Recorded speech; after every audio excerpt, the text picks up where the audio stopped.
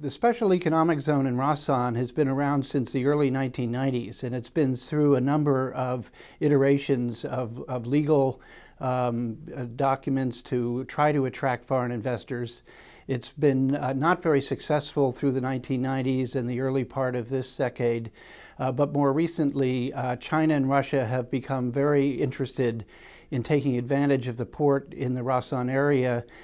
to be able to transfer goods in and out of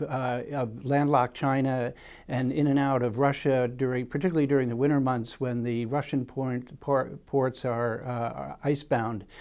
so that the combination of Chinese and Russian interests in the Rasan port and the opportunity to develop industries that can provide some value-added processing on goods coming in or out of that port creates a new window of opportunity for North Korea, driven by the self-interest of China and Russia, not only by the desires of North Korea to attract investment.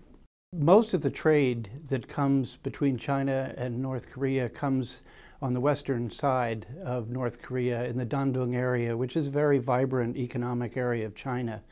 So the potential for having an economic zone in the western area that is more directly linked to the mainstream of the North Korean economy has some real potential value for North Korea.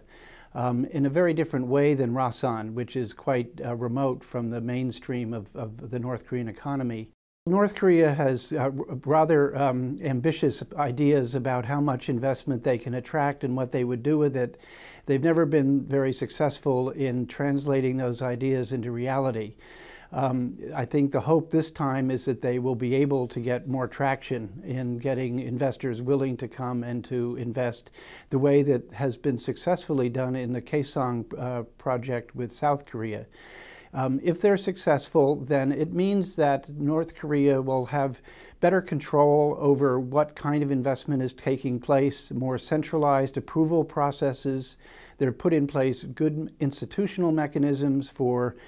making decisions at the local level in the management of the zones, using local authorities and special boards to solve problems as they come up. And I think that that reflects a seriousness of intent to do it better this time than they have in the past. The benefit for North Korea would be attracting investment, getting the returns to the country of those investments, both from revenues that would flow from taxes, as well as the potential for new products and access to technology that could help stimulate the domestic economy, particularly if they allow backward linkages into the domestic economy to provide not just labor, but also other inputs into production in the zones. That would certainly help develop the North Korean economy beyond the zones itself.